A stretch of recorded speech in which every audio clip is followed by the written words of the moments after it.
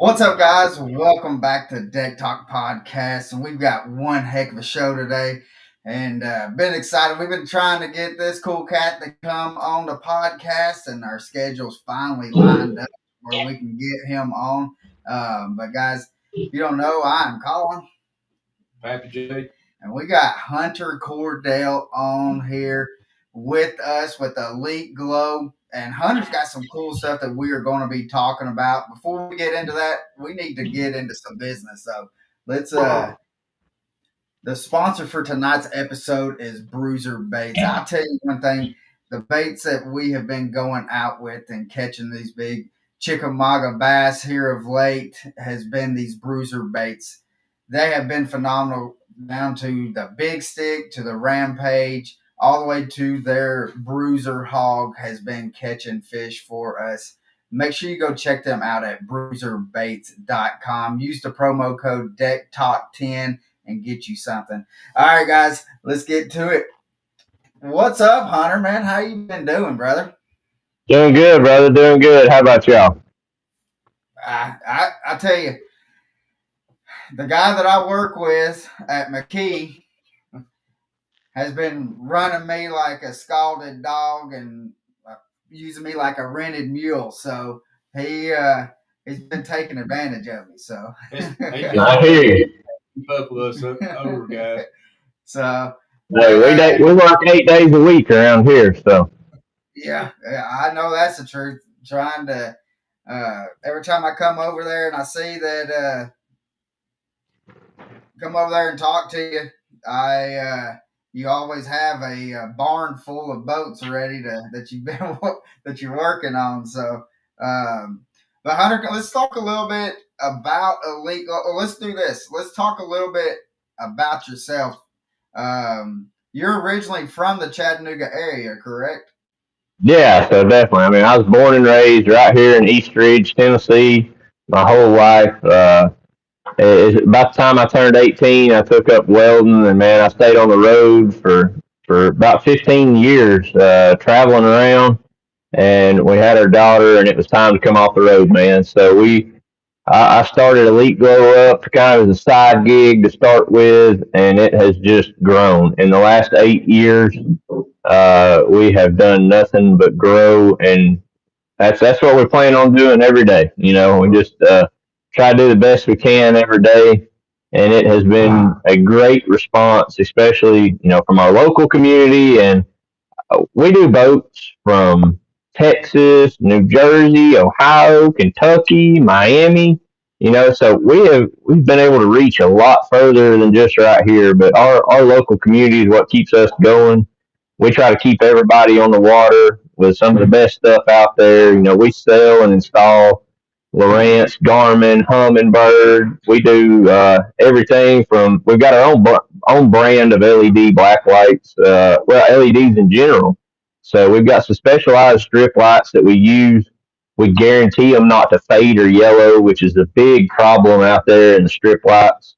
But we guarantee them not to fade or yellow in any kind of way. We use gold wires and all the chips, and we've got a really, really awesome light that we've made at this point, and it's been a real solid thing for us. But we go so much further than that. We do full rewires on boats, gutting them out, completely starting over. With the price of boats these days and the interest rates, that's definitely what we see. We see people coming in here with older boats and wanting to fix them up, wanting to get these new electronics. And man, we do the best we can every day, and we try to keep them rolling in and rolling out. And we've been blessed. Yeah, well, I know you've worked on my boat installing trolling motors, units. You've actually rewired my whole trolling motor because when I bought the thing, and I started having issues with it, and you're like, man, this ain't even right. So you got it all hooked up for me, and I mean, I haven't had any issues out of it. But I do want to talk about that light that you're talking about. I know being here locally, I mean, I know a bunch of people that has that light on their boats, and a buddy of mine has had it 4 or 5 years, and the thing is still as bright as if it was like the day one that you put it on the. And one thing that I'm surprised, like because after a while, I mean these boats get hot out on the water. They Absolutely. and usually like if you just go TikTok shop at Amazon, whatever, get those LEDs. One, it's going to do like what you said. It's going to fade into that yellow, and then those strips do not last. And Yeah. I know like one of my buddies. I mean, he's had it 4 or 5 years, and you couldn't even tell. It looks like you just put it on here today. So getting into the nitty gritty of that, like where we came from, we started our chips are what makes the difference, you know.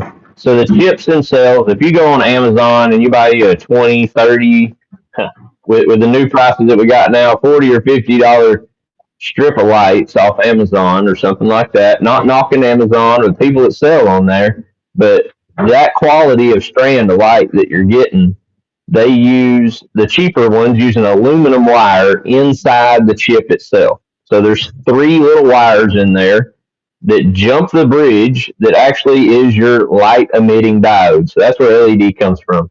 And when you jump that bridge in there with a cheap aluminum wire, it's going to burn out on you over time. You'll have some here working, some down here working. Over time, they're going to dim down. So you step up a little bit, and let's say we're looking at like a TH Marine, Blue Water, or something like that. Then we're looking at a copper wire inside that strand, which is better. But man, we went one step further. About right at about 6 years ago, we swapped over and we went to a gold wire inside our chips. So I pay 6 times per chip more versus what I could get a copper chip for. But the quality is just that's where it's at, man. We want a long lasting product that you can use for years and years, and that's what we're here for. You know, that's what we're trying to do, and that's what we've created. And then our coating, man, the coating was interesting. It took a while to get there on the coating. The standard lights out there use what's called a PCB glue, and that glue it shapes and it cures fast, and it's easy for them to come out of those machines, and it works great. But over time, it's cured with UV light so that it cures real fast when it comes out of the machine. So over time, that same UV is what turns it yellow. It dries up and it cracks. So now we got a specialized coating that will not fade, will not dry up, will not crack. It don't matter the heat, the cold. I literally, before we put them into production, I left a strand laying out in the driveway on 24 hours a day, 7 days a week for a year.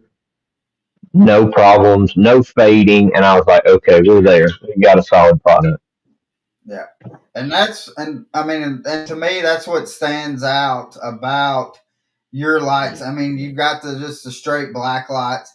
My favorite one though is the one where you got the black light at the bow of the boat, and then you got the green light, and then the black light again at the stern, and I could see the benefits with that, especially for crappie fishermen, to where I mean, that green light's going to attract all that bait fish, anyways. And absolutely, yeah. Down in the water that's going to get in your way, you have it attached to the side of your boat that's shining down on it, and it's going to be just as bright.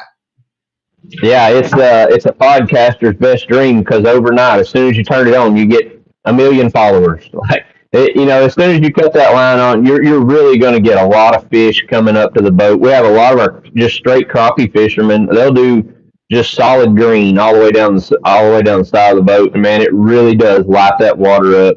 It lights the bank up. That 2 foot strip of green that we put in the middle of our black lights, we did a lot of testing. We started out with a little 2 foot or a 1 foot strip, a 2, a 3, a 4.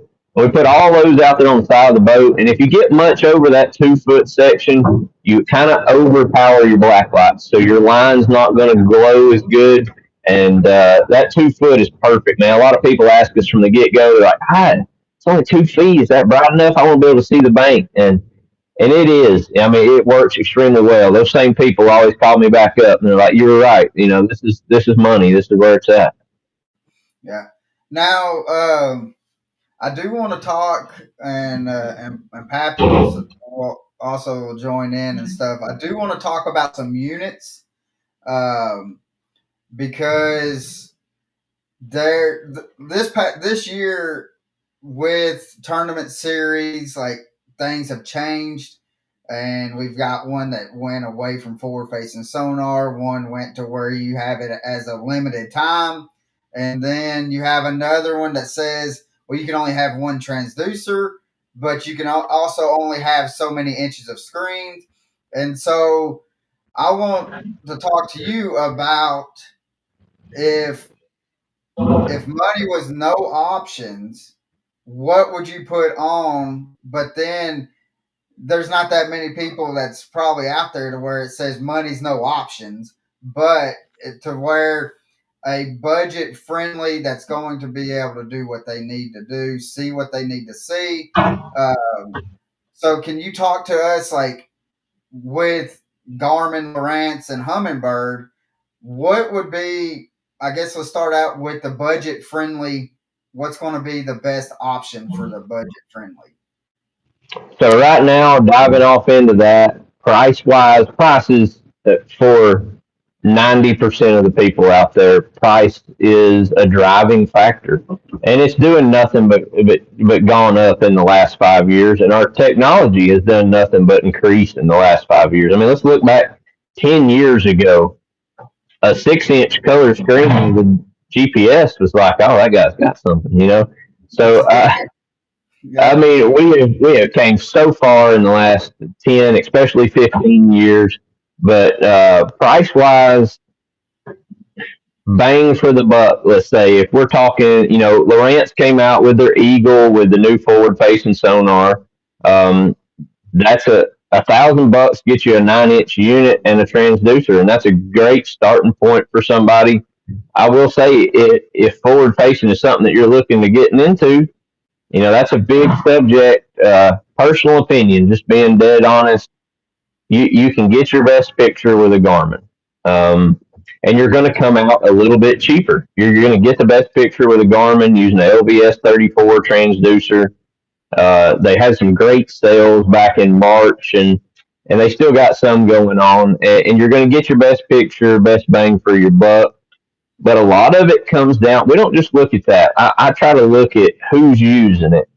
So it's no offense, but when you get to the 55 to especially the 60-year-old mark, these guys are retiring, and those are a lot of our customers. They're retiring and they're ready to fish, and they want to learn this stuff. So Lowrance is, in my opinion, a lot more user friendly. I can set a Lowrance unit up here in the shop, give that guy one setting to change, and he can go out there and fish. And the new update, that's been a big controversy thing. The 25.1, that new update came out. It drastically helped the older Active Target 1 users, like night and day. And the Active Target 2, I do feel that it has helped in definition, in distance, and just being able to see your bait. A lot of that also comes down to the narrow width of a cone. People seem to struggle a little bit with Active Target finding their bait, and it's because it has a narrow cone. When we look at the cone on a Garmin at 80 feet, we're about 25 feet wide. So being able to see your bait on there, and then whether that bait is actually next to that fish that you're wanting to catch, can be two different stories. You can be 10 foot away really easy. Well, and I think that hits the nail on the head because you're not really thinking like when you're doing it, and you like, let's say you got something right out in front of you that you're seeing. You see some fish right out in front of you, but you don't, and a lot of people don't realize, like, even if you just turn the head just a little bit, how much, and coming out, I mean, it's coming off a little box that's about yay wide, and so it's got to go from this to whatever as it's, and so you got to think you're 2 inches wide starting out, going and a lot of people think that, well, I'm going to throw it. I know the like biggest thing for me that I had to learn was like what is actually 10 feet from the boat, because I'm like I'll flip it and I'm thinking I tossed it 10 feet and it's showing up at like 18 feet, and so but I Exactly. mean that's not a bad thing, but um, but to think that, well, I'm throwing it right where it's showing, or where I think I have it pointed at, but you don't realize that it is that narrow cone that you have, especially when things are right on you. Um, I think that is a good point. That Yeah. I've never talked about it to anybody about that. That's something that I'll start talking about.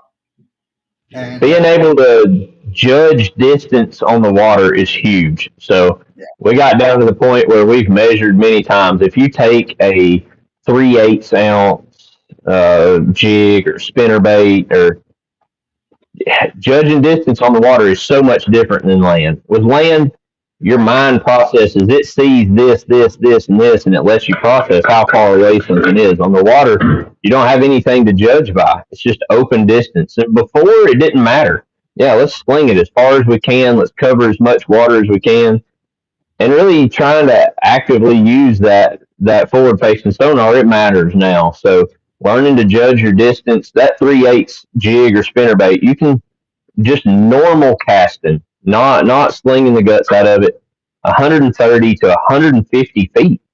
So that's yeah, that's throwing way past what most of these are looking. 100 out to 120 feet max is about what we're looking at most of these screens.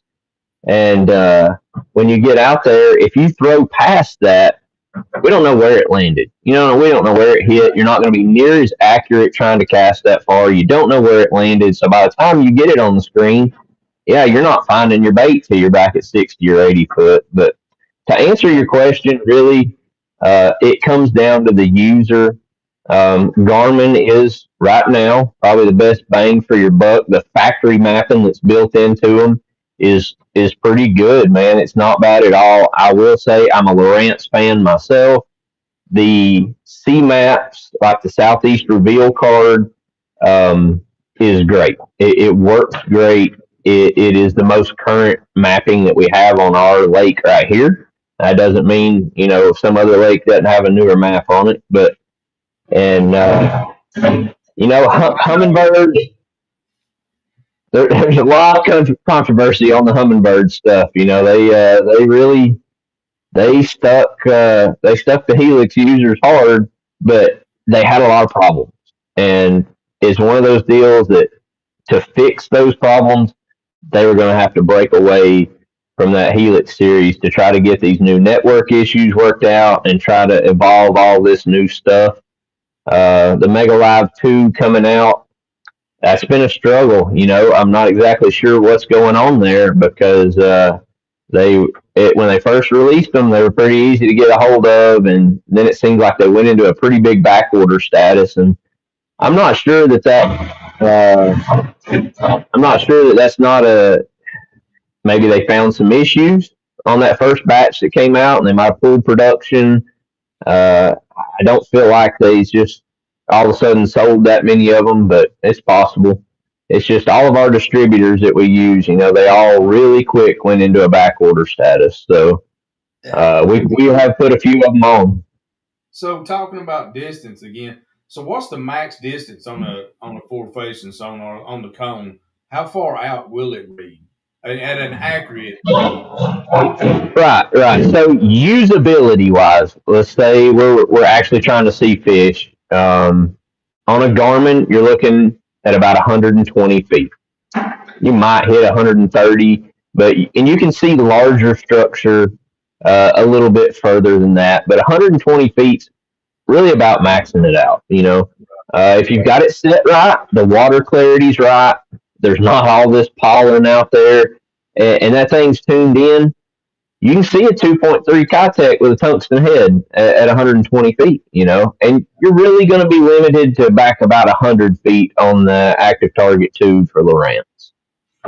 Yeah, I think I've got mine set at 60. And I've Yeah. got it. It keeps on popping up every time I get on the water to do the update. And I was wanting to ask you about it, and I have not done it. And so I don't know. I mean, I may go So on and do it.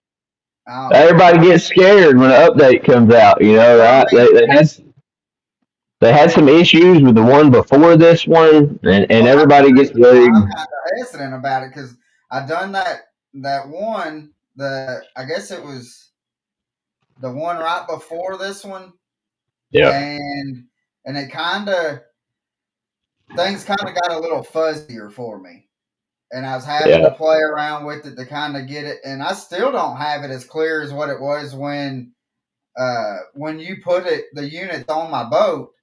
But I mean, it is a whole lot better than what it is. I mean, but if it's going to help out with getting it cleared, then I'll go on and I'll get it done tonight as soon as we get done. But I So there's a ton of it's even created new groups and new Facebook pages and all this stuff asking about that 25-1. I will say, personal experience, all my customers' experiences so far, 25-1 has been a positive thing. 23-3 had a lot of things going on.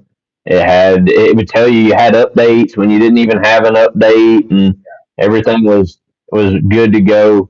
But I will say, if you do your update and you go to 25-1, you're going to have to pull your contrast back.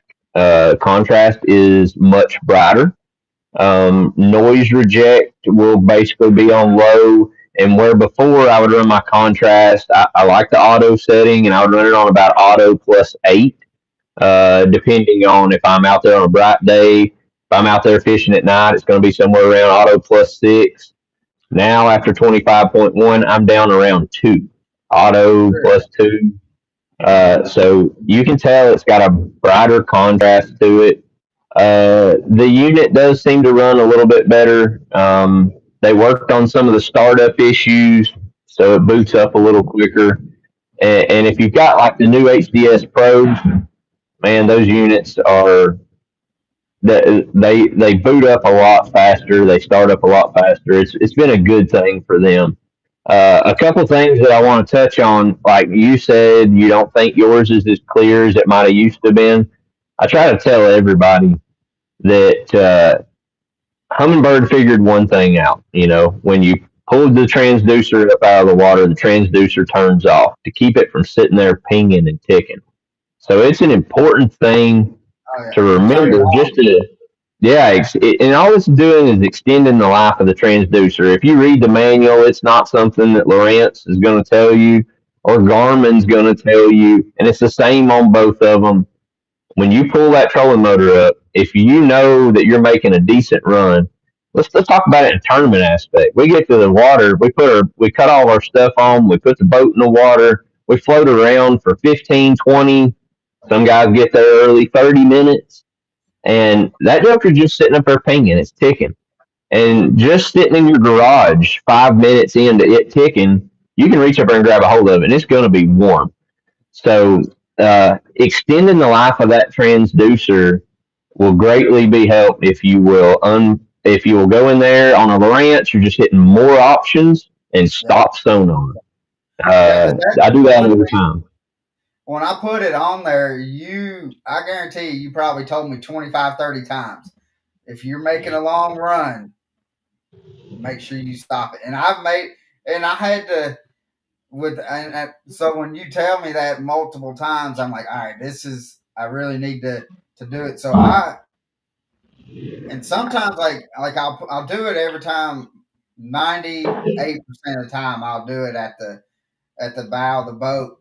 But I mean, they're both of my units are connected. So if I forget and I'm running and I decide I'm going to make a longer run, then I can do it right there at the Yeah, you can console. do it. Do it right there at the console. It's the same with Garmin. You hit your menu button and you hit transmit off. So I try to share that with everybody. And if you forget, it's not the deal. You need to beat yourself up. Right. Yeah. Another thing where it can help you though, like we've had a customer, man, he brought his stuff in. He was out there fishing, pouring rain, thunderstorm came up. He put his covers on his units, and he just forgot to cut his stuff off. He didn't trip his breaker in the back. He just forgot, and then he pulls that boat home. He pulls it in the garage. He plugs his charger up, and the next day he leaves and he goes on vacation. And he's gone for a week, and it And it's melted all the epoxy out of that transducer. So if he would, his units would have been running, but if he would have just hit that transmit off or turned his sonar, stopped his sonar, it would have saved well, it him. will keep on pinging even if your units are off, right? So that is one thing that Lawrence has also fixed. They had a bad glitch from the get go, starting with active target one, where depending on how you shut the unit down, there's a yellow wire that comes off of the power cable for your active target, and there's a yellow wire that comes off the power cable of your unit. Those are the wake up wires. So those wires are intended to be hooked together, and they've been that way for years. When we had the old 3D structure scan boxes, even back in the day when they had the HDS boxes, all of that wake up wire is there to turn the box on. But they had a glitch, and they changed their instructions from saying hooking those wires together because the unit would get powered down and the transducer would still be pinging. So they that needed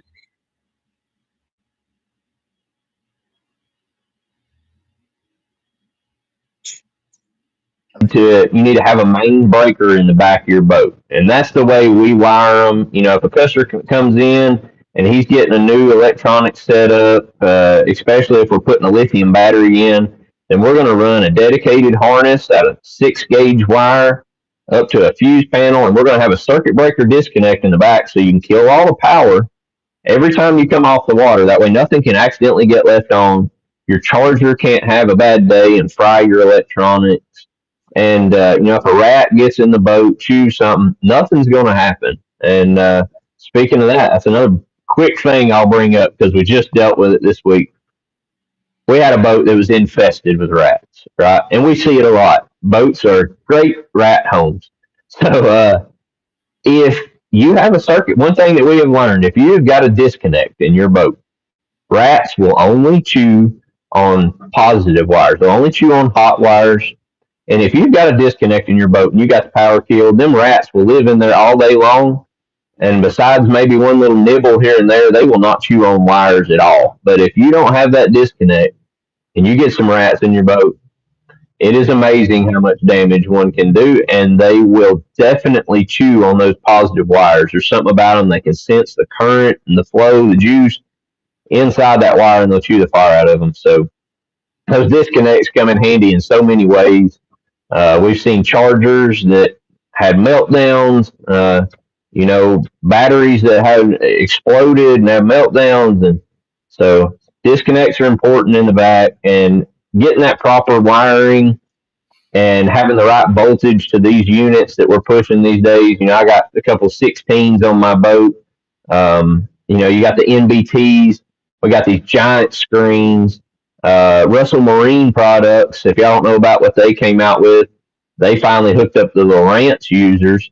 They've got their 19-inch screen. Awesome. And so putting all this electronics on, man, you got to have the power, got to have the juice. Here in the shop, we sell ionic lithium batteries. I've done more research than any human should on batteries, on power, and dependability, and we've had great luck out of the ionics. We have looked at a few other companies, and there's some other interesting ones out there, but we've had great luck out of the ionics. I can't really complain. Yeah. Now, I've got a buddy of mine that's down in Florida, and he was telling me that he runs all his units off of like a Milwaukee drill battery. Have you heard of people doing that? Yeah. So we see it from time to time. We see it. Sorry, I had to plug my phone up. I didn't want it to die on. No, We do see it from time to time. Um, I'm not going to say for the guy that's trying to cut budget and he's trying to be in the right price range, Definitely not hooking up on 24 volts. That's going to be a no-no. But some of these 18 volters, you can run it off of them. Some of the 12 volts, it is out there. It is something that people can do to save money. For getting into lithiums like our Ionics, we have some 60 amp hours. They start at like $350 a piece. You got to buy a charger for that that's going to charge lithium. And then they have a 16 volt that's a pretty good deal. It comes $400, comes with a 16 volt, 52 amp battery, and it comes with a charger. And that has been a great thing, man. We sell a lot of those. They work extremely well. Yeah. And then we get into our bigger batteries, like a Ionix now got 150 amp hour. You're looking like $700. But man, you get into 4 drafts, a couple active targets or live scopes, and that's where you're at. That's what you need. Yeah. Now, how long will those? That's what I go ahead. That's what. How long will the lithium batteries last? If you got it just dedicated to screens, and how long will the lithium battery? Because you got some people that may be looking at one. Everybody knows that they're going to be lighter, so it's helping with the weight in the boat and stuff like that. But if somebody's thinking, do I just go get another battery from the parts store or whatever? Is it worth spending that extra money on a lithium battery for time wise? Like, am I going to have to go and charge it every time I get off the water, or am I going to be able to get 3 or 4 trips out of the deal? Or So let's break down that a little bit. It all comes down to the amp hours. And I'm having to go out here and get a different charging cable for my phone because apparently that wasn't working. But amp hours is where it's at. And it all comes down to what we can get out of those amp hours. So like that 16 volt, that 52 amp hour that I just told you about, that dude is great for it'll run 2 12s and an active target box for about 12 hours. If you just have one unit and an active target or a live scope on there, then really you're getting up closer to the 20-hour mark at that point. So that's a great thing at that point. You're doing really well. When we're running 4 units, which most of these boats that we come in here today, they got 2 units up front, 2 at the back, or at least a 16 at the console, and maybe 2 units up front. And when you get to that point, if we were to put a 100 amp hour battery in there, then man, we can go out there on 4 units, and we can, without a doubt, fish 2 entire days. A lot of our guys, 100 amp hour battery, we're looking at about $600. A lot of our guys will go ahead and go to a 150 amp hour battery. And when you do that, man, 4 units, live scope box, we're borderline fishing 4 days without charging. Some of these guys will run like a Stealth 1 charging system. Ionic now has their charging system that'll charge as well while you're running on the go charger. Stealth 1's been around a long time. We see that in a lot of boats from around here because he is a local guy, but he's been around a long time. And man, some of these guys, it's hard to say it, but you really don't even have to plug them up. I mean, if you're plugging them up, it's just for maintenance. It's amazing what those lithium batteries are capable of versus, let's say we get a 31 series lead acid battery that's $150. That's what our 31s run. And it's a great battery, but where the difference is, there's not that aha moment, right? That's what everybody wants. They think, I'm fixing to spend $700 on a battery. I want to go out here and I want to be blown away. I want to see this huge difference. There's not an aha moment. The aha moment is when you're halfway into your day and your cranking battery has died down and it is not getting around that 12-volt mark anymore, and it's drained that battery down, your image quality has greatly reduced throughout the day. Now, sure, you fire your motor up, it's going to charge the battery a little bit, but you're not making long enough runs to really do a whole lot of justice most of the time. Yeah. And when you have that lithium battery, it is going to, a 12-volt lithium will put out around 13.1, 13.2, just sitting there idling, and it's going to stay constant at that all the way down to 10% of its battery life. So it is going to sit there and it's going to put out that exact same voltage till it gets down to 10%, and then it's just going to shut off. And when it dies, when it shuts off, it's putting itself into a safe mode, and it actually has a 10% internal reserve. Now, most of the time, nobody's ever going to get to that point unless you're really stretching it out there, trying to go 3 or 4 days. But yeah, man, it's great for the electronics. It is great for everything. Your trolling motor, that is an aha moment for a lot of people. When we put lithiums in for trolling motors, they'll call us up and be like, "What'd you do to this trolling motor? This thing's never been this strong." And that trolling motor's really never seen that much voltage, and especially constant voltage. Your trolling motor gets weak throughout the day on that lead acid battery because it's just pulling down, a little bit at a time. And that lithium, it just stays there all the time. So the difference in the lithium and the older batteries, life expectancy in the two, what would you? Yeah. So like our batteries, they come with a 10-year warranty, which is crazy. There's a company called Norsk, Norsk. They're a new company we're looking into, and they have a 12-year non-prorated warranty, which is crazy.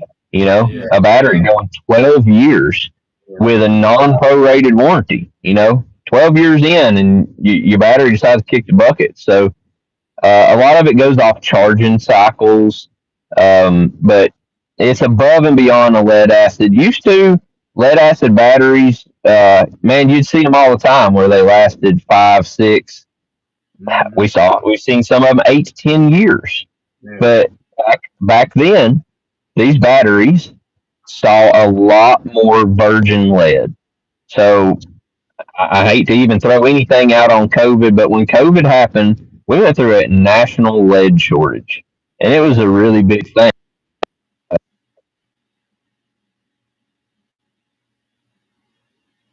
$6-7. Yeah. It went up to $27, $28 for a core charge, and it started working. People started bringing batteries in they had sitting in their shed forever. So there was this huge influx pouring in of recycled lead. So the amount of pure lead that they were putting in, boy, it just dove off. So a battery went from lasting, 8 to 10 years, 5 or 6 was the known average, to might get one last 6 months. We might get one last 2 years. But, all your lead acid just about is going to have. Go ahead. Like, I had just had to buy batteries for my lawnmower and stuff. But they do not do anything over a year on their batteries anymore. And they're like, yeah, we can't. They're like that. The person told me that if they done anything over a year, that they will be replacing batteries for free all the time. Yeah, because they know what's going to happen. They know where they're at. Now, I do have one battery out there I like to touch on. I like to tell people about. I use Batteries Plus. They work great with us. They've been great. And Batteries Plus sells a X2 AGM battery. Now, that is my preferred battery to put in for a cranking battery. It comes with a 4-year non-prorated free replacement warranty, and that's just, that's great. That's where you want to be at. It's unreal. And they've got virgin lead in them, and that's why they're okay with that 4-year warranty. They know that battery's going to make it. They got brass terminals so they don't corrode, and they're just they have way higher. They got 1150 pulse cranking amp. So they are great batteries. And the reason I bring that up, we got a boat in the shop sitting here right now. We see this a lot. Lithium batteries, cranking batteries. A lot of people want to put lithium in. They want to run their electronics and they want to crank their boat and they just want to buy that one $700 battery and be done. Uh, it's a touchy subject, and a lot of people don't do the research. They don't know about it. Any of your older motors that have a stator and a rectifier on them, they are not that stator and that rectifier. When it was designed, when they figured out how to use that as a charging system, lithiums weren't even thought of. And that lithium is will sit there and just take all the juice that it can put out, so it'll never give it a break. And they're not made for 100% output. If you get you a 200 horsepower and above motor, like a new four-stroke that actually has an alternator on it, it's going to have at least enough output. And an alternator is designed for 100% output, and it can take it. It can do it. They had a few issues starting out, like Mercury's would have a charging spike, and they would hit this charging spike, and the BMS inside that battery would shut it off because it went into protection mode. So it's been interesting. Now a lot of these batteries have learned to, they've done stuff and different programming, change BMSs so they can work with these new motors. But those lithiums they're okay and they're cool in the new boats. But if you got an older two stroke or anything with a stator, and it's just not the way to go. So those AGMs and the lead acids, we stick to those for cranking batteries, which when you pull all those other electronics off, that's fine. No problem. Yeah. Yeah. We got Brenton that says, I seen a guy use his ice fishing battery pack in his boat. Yeah.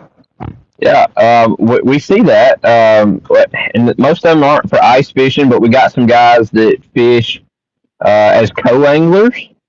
And that's become a huge thing, man. These co-anglers are building these little setups where they've got their live scope box and their battery, and it's all in one little toolbox, and they carry it out there, and they use it off the back deck of these pros boats. And so we see those utilized in boats a lot of times. Nothing wrong with it, man. As long as you're getting the voltage that you need, and you're staying above that 12-volt mark, I don't care what you use, Yeah. Yeah.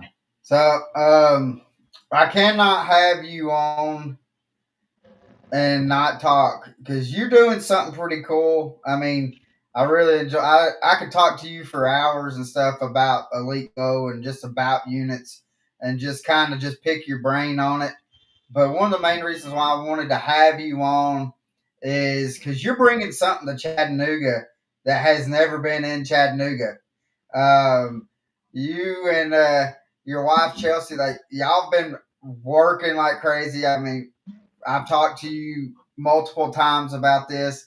But can you talk about what y'all are bringing to Chattanooga? Like literally, within a month and a half or so? So I am more than excited to talk about that because it has, man, I poured a lot into it. I really have. Me, my wife, Becca Bell. It's Caleb Bell. He's been on y'all's a bunch. You know Caleb. It's Caleb Bell's wife. She has dedicated so much time. She has done so much for us. My wife, uh, yeah. If we're still married when this is over, we're gonna party. No, I'm just kidding. It's been a big thing, man. So we are bringing the Elite Fishing Expo to the Chattanooga Convention Center, June 6th, 7th, and 8th. And we haven't had a fishing show in Chattanooga in the last 15 years. They used to have one down at Camp Jordan a long time ago. I remember that. And we travel around. We go to expos all over the place with Elite Glow. And man, I wanted I wanted to have a fishing show here in Chattanooga. We've got the place for it. We've got the community for it. We've got the fishing for it. And I tried to get a couple people to bring a show here, and it didn't work out. So you know what? I was like, we're going to do this. And we started out early on that this was a plan for next year. This was back in December and January, and I said, you know what? If we can't figure this out in 7 months or 6 months, I was like, we're never going to figure it out. So we just went to it, man. We put the boots to the ground. We've got 70,000 square foot down at the Chattanooga Convention Center, so we've got a huge area.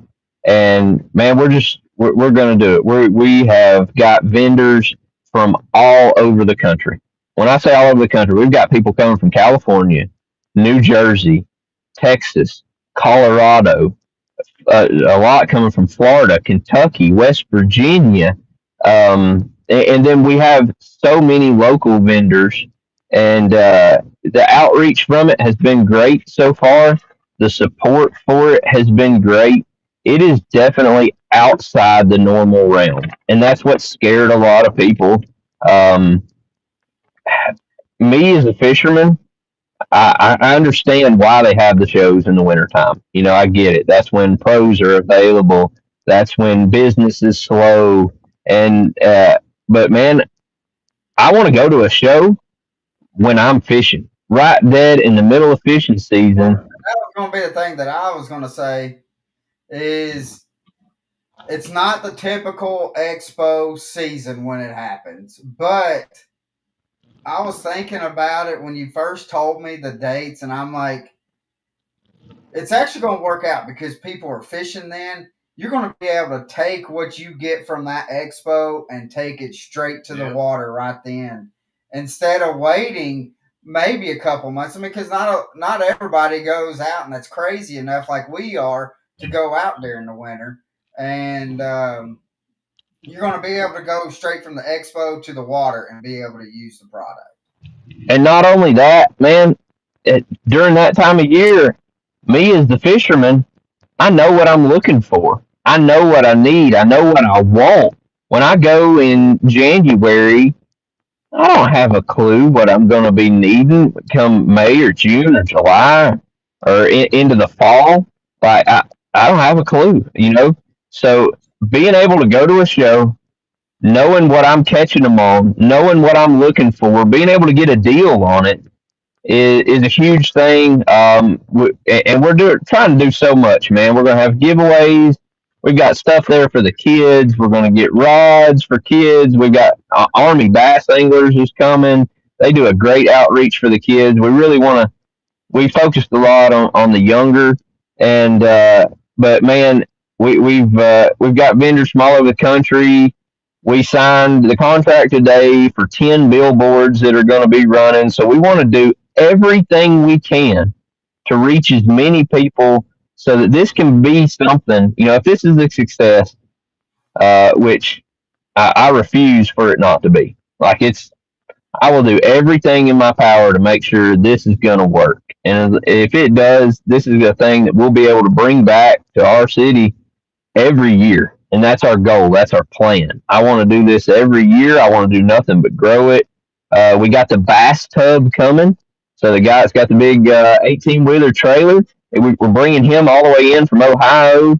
And he does seminars every hour. In between that, our actual bait makers and our guys got custom baits or whoever can go up there and display their own baits. So we're trying to make this a great event. Our booth rent, man, we drop our booth rent. It is affordable. It's $350, which is normally half of for a 10 by 10 is normally half or even less than what we normally pay when we go to do an expo. And man, for the guy that's going there selling baits at $5, $6 a pack, it takes a lot to come out on a head. So if you've got $700-800 tied up in a booth, so we're trying to make it good for everybody, and we just want it to be a great thing for the community. And yeah, we're I just think, putting all we can into it. yeah, and we're deck talk and all that, in which we've talked. We're going to be there. We're going to do something or whatever you need us to do and stuff. I know we had talked about maybe us walking around with a microphone talking about each booth or whatever, Yeah. and I think we may even have set up something, do a little booth like what we talked about last time we was talking, and we're going to do something. I know we have. I think there's like 3 or 4 of the podcast sponsors that's going to be there. Yep. So it's going to be. We're excited about it.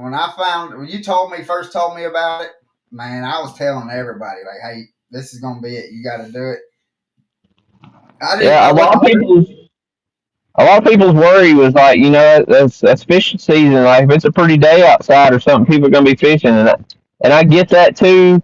But man, if you tell me that coming right here to my hometown, there's gonna be a fishing expo that's the size of ours in the time period of 3 days, I'm gonna go find time to go down there and check it out, and I hope everybody does. Um, and please, anybody that's watching this, man, go on Facebook, like our event. You can just type in Elite Fishing Expo. We got a page on there, and follow the page. Invite your friends to follow the page because we want everybody we can reach to know about this, and it's a huge deal to us to make sure we get the right outreach. Yeah, I'll ask him. Yeah. Is there a website or a fund me page or sponsor page or anything like that?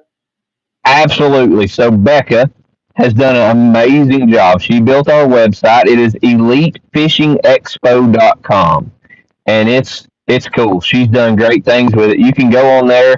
There is a live interactive map that'll show you where all the vendors are, show you what size their booths are, and it'll tell you who is in that booth. And you click on it, and it takes you to a link to their freaking site, man. So it's a great thing for the vendors. It's a great thing for anybody attending. You can go to elitefishingexpo.com. Tickets are for sale on there. Tickets are $10 online on there. They're $12 at the gate, but $10, man, and it'll get you in. You can buy your tickets early. We'll have a separate line to let people in that's already got tickets. So you're not waiting in line. And it's been an awesome thing. She's done great on our website. So y'all please go check it out. And if And anybody's ever go ahead. what about food? Are you gonna have food and stuff there as well? Yes, yes. So that is one stickler of the convention center, I will say. And I kind of get it. As the convention center themselves, they are going. There's 2 large concession stands in the back, and they will be fully stocked with food, not just snacks and stuff. They'll have actual food. We're gonna have tables set up for people to eat at, and but they're gonna be running the concession stands. They wouldn't let us bring in any kind of food trucks or anything like that because that is part of where they make their revenue from. So that was a hard pill to swallow for us, but Yeah. there will be concession stands there. They will be fully stocked with actual food. We got all these vendors in there. They got to be able to eat, so we're going to make sure they got good food in there. Now, and I mean, again, this is the first year for it, and so I mean, there's going to be a learning curve. But I mean, just how like the work that you and your wife and Becky has done has been phenomenal. And I know that each step, like during the process and stuff, you're going to go around and you're going to ask like, "Hey, was there something that if we could have done something different, and to where next year it's going to be even better?" Yeah. And it Absolutely. and it may come down to where, like, I mean, 70,000 square foot is massive, and when you told me that, I could not believe it. To where, I mean, because that's more square footage than if somebody would like, let's say, it's definitely more square footage than the Noe there in Cartersville. Yeah, and Carl, man, Carl's been a big help to us as well. I like to give a shout out to him. Carl's been a good help. Carl is, he's ran that show for years. It is a smaller area, but he does a good job running it. He went and did that show in Greenville this year, it turned out great, and he's been nothing but a help to us. And that's been another thing, man. It's you know, we're not trying to get on top of anybody, and that's kind of why we just pushed this all the way out. We got here out here in June, and it's it's been a good outreach from everybody. It's been a positive thing. We have reached out to so many vendors, man. We've got a vendor list that is over 850 now that we have contacted and reached out I to. didn't know that it was that big. But and again, we're not trying. I'm not trying when I'm asking this. I'm not trying to say it to kind of bash anything. But I want people to know that, like, especially if they're in this area, I want them to kind of have an idea, ballpark idea of like how big, actually, real, like how big this is going to be with the vendors that's coming in. Um, because I mean, is it like floor plan wise, square footage wise? Is it going to be similar to like the East Tennessee? Yeah, so actually in the single room, uh, so all of ours is in one room. It's not broke up into pieces, so it's actually a little bit larger than the single room that's at East Tennessee. So if you get that thought in your head, it's it's a big room. I mean, it's 240 feet from the front to the back, and I can't remember the measurement on the width of it, but it's 240 feet deep, and it's way wider. It's a huge room, and we have worked so diligently to make sure that we fill that thing up. And we're still looking for vendors. Honestly, right now, to put me where I want to be, I need about 20 more vendors, and we're going to get them, man. I mean, I I mean, can. it's hopefully here that after this podcast and stuff, and I'll check to see like how many what we got views wise. But hopefully you're going to be able to hit that after this uh, doing the podcast and stuff. I mean, because that's going to be we're going to put the links and stuff to Elite Glow and then to the website for the expo. Um, Yeah. Chelsea did say 12 and under are free. So, 12 and under's free. You can go on there. You can buy a 2 day pass. You can buy a 3 day pass. We are offering discounts to veterans as well. We always want to support our veterans, so we're offering veterans discounts. And man, we're just looking to make this a good thing for the community. We really are. We're not looking to do this to gain anything from it. It's just this is what I felt set out to do. I woke up in the middle of I'm not lying. I woke up in the middle of the night one night and I told my wife, I said, we're going to have an expo. And she's like, what? And I was like, I don't really sleep much at night. That's why I own Elite Glow. But I told her, I said, I'm going to do an expo. And originally I had told her we were going to do 100,000 square foot. And I won't lie, I'm a little glad we didn't go for 100. But that 70,000 is going to be awesome to fill up, and we're so excited. We've you got a may lot of have new vendors. Yeah, and that's what we hope for, man. If yeah, we can make it through this first year, and I've got the vendors there, and the attendance comes in, then I can guarantee you next year there will be 100,000 square foot in one room. And yeah. because I'm going to do nothing but grow it. As long as it's good for the vendors, the people show up, and I feel like the outreach is there, then we'll have no trouble getting these vendors back. As a vendor, I get it, and there's a lot of them that have cold feet about a first year show because you're putting a risk out, But especially these your people booth that are rent coming is from out not of that town. bad though. I mean, you in 3 days. I mean, $350 for a booth rent. I mean, that's a little over $100 a day that you have to sell just to cover your booth rent.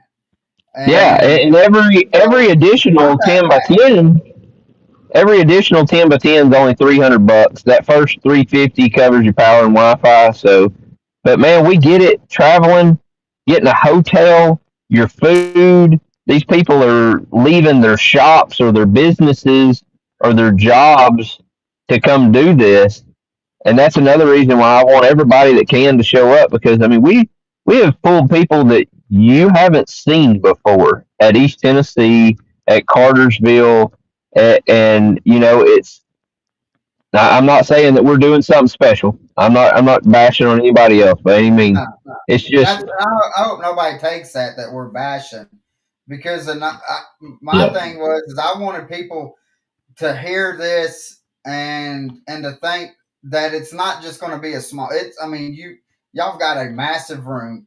You've got over 800 vendors already. You're wanting to Well, do now something.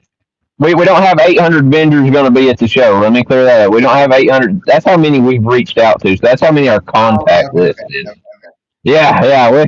We would need 300,000 square foot to get 800 in there. But But I mean, but again, y'all still have to hit the goal that you're wanting. You want to get 20, at least 20 more vendors in, yeah. and you've got the room to be able to do it, the room to expand. Um, and so our I wouldn't look at it as really too. I mean, listen to the passion and the excitement in the man's voice. yeah, If there's any vendors on here, guys, take that chance. I mean, he's taken a chance and has took a chance.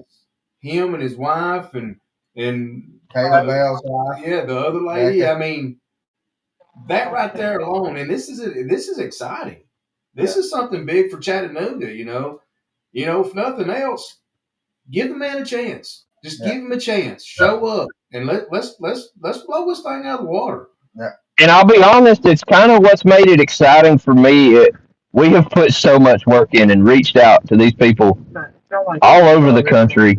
And that's the kind of the cool part. It has made us work so hard at it that there's going to be people at this expo that you've never seen before. Right. So, you go from one show and you go to the next show and the same guys there. I can promise you, we're pulling people that are from all over the country, and it's made me push my outreach that far. I never thought I'd be pulling somebody from California and New Jersey and Colorado and Texas and Mississippi and Louisiana. Like I've got these vendors that are traveling amazing distances to come be at this show. So it's when you literally said it right. I have put everything into this. My yeah. wife has put everything into this. Becca, I mean, we work on this every day. It's not just like we hit it a few hours here and there. We work on this every day till most of the time 1 o'clock in the morning. We're looking for vendors, looking for the right people that's going to put us where we need to be. And another thing that we're doing different when you go to, like, not bashing, but when you go to East Tennessee, there's a lot of boats in there. It Yeah. fills up a That's one lot thing. of that square footage with boats, and we're not doing that. I mean, it is nice to fill the space. It is nice because you're getting good revenue off of those large square footage areas. But at the same time, we wanted it to be enjoyable for the fishermen to come in. We are going to have some boats there. We're going to have three. Most likely, we're waiting on the fourth one. Marinas or boat dealerships set up in there. They're going to be on one end of the building. We designated an area for that, and the rest of it is 100% fishing. We got a little bit of outdoor stuff. We got a food plot guy that makes his stuff for biologic, but he has great stuff for ponds. Um, and we got a few vendors that are a little bit different, but it's fishing, man. It's a fishing show. It is what we wanted to do, and it's what we set out to do, and we're in it to do it, man. Yeah. Awesome. Justin Wallace says, I came to see Hunter in a sleeveless shirt. Now I'm disappointed. Well, I ain't got my Justin Wallace special on today. So Jeremy Farmer says, I'm trying to get enough baits made to get a booth. It sounds awesome. So it Awesome. is. Hey, man, that's what we're looking for. Yeah. Now, and I mean, because again, it's not, you don't have to be a Zoom or Lose or whatever. You can be that custom bait maker that you may just even make like how Jeremy. I mean, he makes them big old glide baits that he formed from a gizzard shad himself, and then he does like the blade baits and stuff that he started making, and I mean, get a bunch of it made up, and I mean, again, $350 for a 10 by 10 little thing. You can put a lot of baits in a 10 by 10 little place, and you can you My can. my goal is to get, and I think it's achievable goal. We've got a boat show here in Tennessee in February. Went down there, talked to them. Those are great people. It is not by any means a fishing show. It's not even fishing boats that are there. And that normally draws about 8,000 people in that crowd. So my goal is to have a minimum of 10,000 people walk through that door. And, even the people that do have these bigger shops, these tackle shops, uh, I, I really want them to be interested in this because I can promise you there's not a tackle shop around here that's going to have 10,000 people walk through the door in 3 days. And we want to get them through the door. And I don't care. We've got that. Like I said, stuff you've never seen before. We've got a lot of people that do this stuff as a part-time gig. They're building these baits in their garage in their basements. They're hand painting. I've got one guy. It he's got some amazing hand painted crankbaits and stuff. I mean, they are. I wouldn't even want to throw it. They're gorgeous. They're absolutely gorgeous. Yeah, But it's people like that are not doing this for a living. They're doing it for a passion that makes something outstanding. It makes something different because they've got so much of their heart into what they're doing, and we've got a lot of guys that are doing that. And it's going to be cool, man. yeah. Because I know what was it? What Joe Burns rods, Lurch's lures, and fishtails. All them guys are going to be down there, and when fishtails comes, he's going to bring 500-600 reels in there with him, and Yeah, he's gonna bring more than that, man. He normally brings 1,000 or more reels, which is crazy. And the only one that won't be there is sad. It's sad. Joe won't be there. It breaks oh, my he's not heart. going to But be there. he was all pumped up about it, man. He was coming, and then he found out that is when he already had his bear hunt in Canada scheduled that same Oh freaking man, weekend. I told him them bears would still be there. They weren't going anywhere. But yeah, he planned that trip last year, and so yeah, Joe won't be there, but Tank's going to bring some of his rods, and man, it's just yeah, we're going to do it big. It's going to be the place to come to meet new people, find out about new stuff, get great deals, and we couldn't be more excited about it. yeah. So and again, we're going to be there, guys, and we're going to go live through all of our social media and stuff like that to kind of also help push it out while we're down there. We'll get Hunter and Chelsea out there, and we'll talk to them. Get talking to them. We'll go around to each booth and let you see what's there. What would be great is to have like 2 days out of the three, if not three, have it piss pouring rain, so people have nothing else to Yeah, do. yeah. Be about the only time you want it to rain. Right, right. So, That but whole cloud season's a real thing. I'm going to find out about it. I need some clouds to come. yeah. Hunter, man, I really do think that it's going to be great. Everybody that I've talked to about it, not even that's not even vendors, that's going to be coming there as spectators or whatever, as customers. Uh, they were excited to hear that there's going to be one coming to Chattanooga, so they don't have to drive an hour and a half up to Knoxville or whatever. I mean, because that's about the closest one is an hour and a half from us, and Yeah, yeah. so And if there is any one thing we've got, sorry, I didn't mean to cut you off. One thing we got coming in, we just placed a huge order. We've got a lot of signs and banners coming. So if there is anybody that watches this podcast that wants a sign in front of their shop, you want a sign in front of your house, I don't care. I've got these yard signs coming, just the regular stake ones you can put out, and I've got 3x5. I've got 8x10. I've got a lot of large banners coming. We've got one hanging at Talking Tackle. We got one down at Fishing Fun.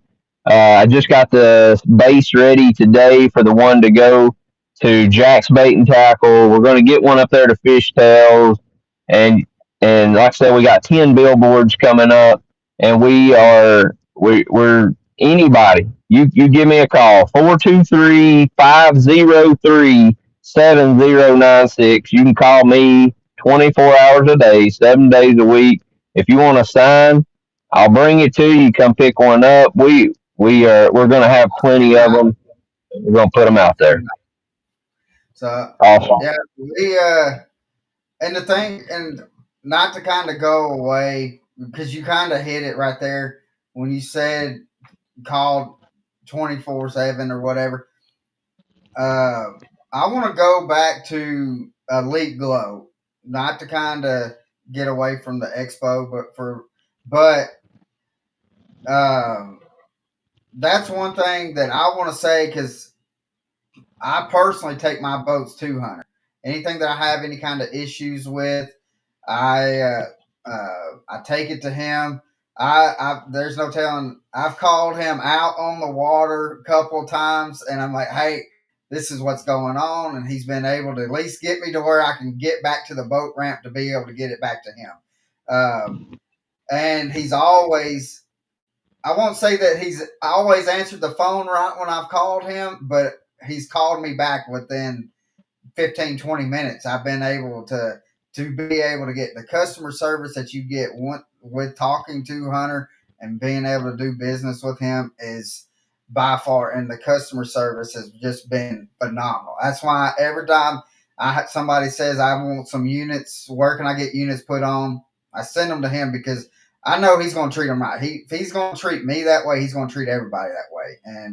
And so I mean, I've known Hunter for there ain't no telling how many years that we've known each other.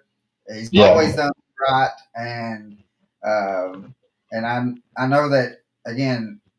Your customer service is outstanding, and so that's. I came off the road. I quit traveling welding to do this full time for a living, and there's only one thing that I don't put this our customer service and our business in front of, and that's my family.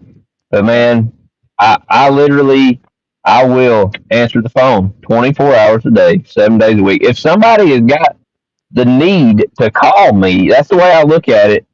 If somebody's got the need to call me and they have a question, they need something, and then I've got the time to answer the phone. I don't care if it's, and you'd be amazed, uh, uh, especially since people know I get calls 2, 3 in the morning, and then they're kind of still shocked when I answer. But I don't care. I feel like it's the dedication that I've put into my business. It is what sets us apart. I'm not the automated person that's going to give you a voicemail or, if you call me, if I don't answer, it's because I'm on the phone with somebody just like you that's Right. needing something. And I can guarantee you'll get a text message back from me saying, I'll call you back. And I do. I will call you back because, like I said, if somebody has got the time to pick up the phone and call me because they need something, I've got the time to answer that. And that's the way I've took my business approach from the get go. The number that I have is my cell phone number. There ain't no separate business number. It's not no 9 to 5. I had a guy this week. He needed to drop his boat off, but he didn't get off work until 8:30. And he's like, man, he's like, I'll probably have to try to do it on the weekend. I was like, 8:30. I was like, man, that's fine. I was like, can you be here by 10? He's like, well, yeah, I'd be there by 9. And I was like, man, that's fine. You just come. I built a 3,200 square foot shop. We've had it almost 3 years now, and it's been a great thing. I built it here at my house. I used to travel all over the country to go to work. So if all I've got to do is walk out my back door to come to work, it's a great thing for me. I traveled 340 days a year for 6 years. So in some really terrible conditions. I wasn't going into a good job every day. And so to be able to walk out my back door and come to work means a lot to me. I'm a relentless person. It's a good thing that I don't drink and I don't do drugs because I have addictive personality. I'm going to make everything 100%. I'm in it to win it. Yeah. So, but guys, we're going to get off here. We do have one question that we ask everybody, Hunter, and you're no exception.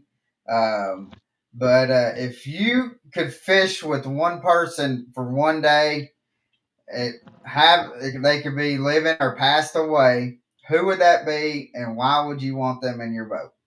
Yeah, man, that would be my grandfather. Uh, that's a rough one.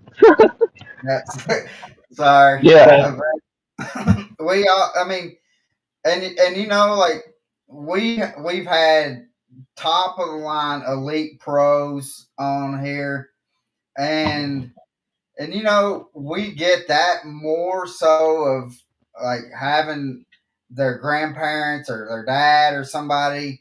um and at first, I thought that it'd be more of like I want to have Bill Dance or something like that. Then yeah, we have gotten that, but it has really surprised me in the 3 years of doing the podcast that it's been it has been they have gone back to what got them into fishing, and and I can imagine, um, like, I mean, you Elite Glow has grown so much. I mean, in the past 8 years has been phenomenal. I've been proud of you. I've been of the hard work, and you put some hard work. I love seeing you when you get on and do the lives, and I hate seeing the video that you done when you drilled that hole through that console, but but yeah, but I mean, yeah. It definitely be my grandfather, man. I grew up on Nick and Jack Lake. They had a house on the water. Uh, I spent a lot of time there, so he spent a lot of time with him, and time you can't get back. That's the one thing we can't turn around. So so guys, what we're gonna do again? I'm gonna put links to Hunter's social media and stuff with Elite Glow. I'm going to put the website just in the description for the expo. And if you want to be a vendor at the show, make sure you call. I'm going to put Hunter's phone number down there to where you can contact him. And I mean, we would love to be able to see you out there. And let's Hunter, let's just go out there and just rock Chattanooga here in June, and it's going to be a blast. We're excited about it, and we're going to keep on. If you can send us like some of your flyers, and like just like the oh yeah, email thing where we can post it up on our stuff, we would be more than glad to do that, brother. And thank you for coming on. Absolutely. And I could go on for hours just listening to you just talking about just the youth and stuff. But I know you're busy. I know you got probably about 4 or 5 boats in that shop already right now that's needing to get worked on. there's 6 right now. Yeah. Man, this is priceless. I really appreciate you bringing me on. Your podcast, dude. You can't be nothing but super proud of that because look at where your podcast has come, dude. Like it is. You have really grown. Look at the people that you have been able to pull onto your podcast. That amazes me sometimes because I know what it takes to get a hold of some of these people. So you've done great with it, man. You should be nothing but proud. Yeah. Thank you. Well, speaking of the podcast, do you want to tell everybody who we got coming on next week? I don't know. Let's that be a secret for a little while. No, let's go on and tell them because I want people to be pumped up about this. The person who we got coming on is going to and is willing to talk about some confrontational stuff that has happened in Bass. So just go on and I can tell Pappy's that guy over there who wants to do the gender reveal. Like I ain't that guy. I want to know when it comes on the Yeah, screen. that's what I He's want over to here. Yeah, let's wait 3 or 4 days. It'll be all right. Shoot. All right. Well, I'll just say that this next person fished for bass with and is a legend in the bass community. Uh, huge. and we have had him on before, but he's wanting to come on and talk about some disqualifications in bass. Ooh. So I mean, I guess we can drop a hint. I mean, I think that I kind think of everybody already knows by now, but yeah. put away. Yeah, you'll have to find out Monday or Tuesday when we make the post about it. But that was a pretty good hint of who it may be. So, And to follow that, I mean, we're I guess we need to kind of touch on possibly switching. oh yeah. Um, if you don't know, Pappy and I run together at McKee, and we with our new we just got our new bids. We will probably after next week we're going to be on Thursday, but the week at starting after that we're going to start doing the podcast on Tuesdays because how our route set up, we could probably make it back for the Thursday night, but if anything gets held back up in shipping for the Little Debbie's, it could push us to where we have to miss, and the people we have coming on and schedule coming on, we do not want to have to kind of reschedule anything like that. So, Plus, that kind of gives us 5 days off to fish and yeah. everything else. So, But That speaking must of be fish, I'm nice.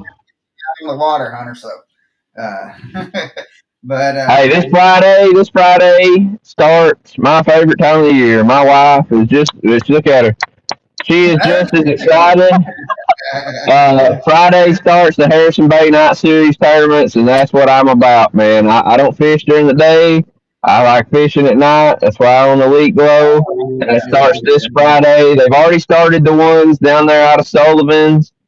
And Friday starts Harrison Bay tournament 7-1 for a couple weeks. Then it goes to 8-2. You can go down there and you can fish out of Sullivan's from 8-2. Um, and yeah, big changes this year. If you're coming to fish a night tournament, just throwing this out there real quick. It's always been at Harrison Bay. The thing, it didn't line up for the permits this year. That's been a huge controversy. So they are going out of wolf fever this year. So oh wow, me wow. myself, I'm still going to be putting in at Harrison Bay just to let them know that I'm still showing up. But yeah, I would, it'll be going out of wolf fever. Starts from 7-1 this Friday, and then a couple weeks it's going to go from 8-2. And that's me, man. That's my time. yeah. So, well, I didn't know Chelsea was right there next to you. So, hey, Chelsea, and thank you for getting on here and kind of answering some people's questions. Um, but again, uh, if you have any questions again with the expo, make sure we will get. And if you look on my Facebook, Chelsea actually put the phone number and stuff for also to be able to call in the comments. So, and I just want to say this before we end.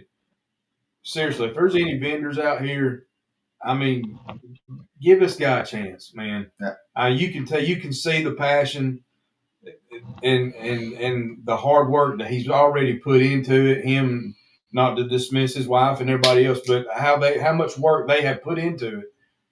You guys take a chance. I mean, you took a chance on starting a business. Take a chance on this guy. I yeah. mean, Well, I don't think it's really a chance. well, I I mean, mean, but We're going to make it happen. chance But either. I know, man.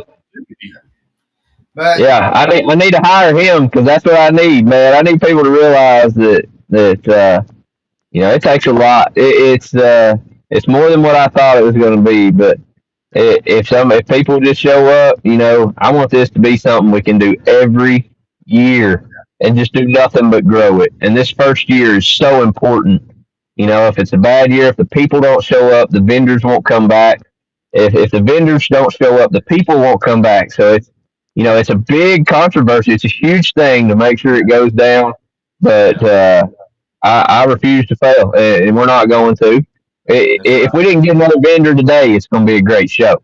But Yeah. we're going to fill her up, and I Yeah. appreciate you putting that out there because that's all we're asking. Take a 3-day chance, gamble that $350, and shoot, most people spend more than that on scratch off. So You got that That's right. it. You Yeah. got that right. Yeah. Yeah. So, but guys, thank you for watching, and we will see you out on the water. And hope you have a blessed day. See you next week. See y'all. have a good one.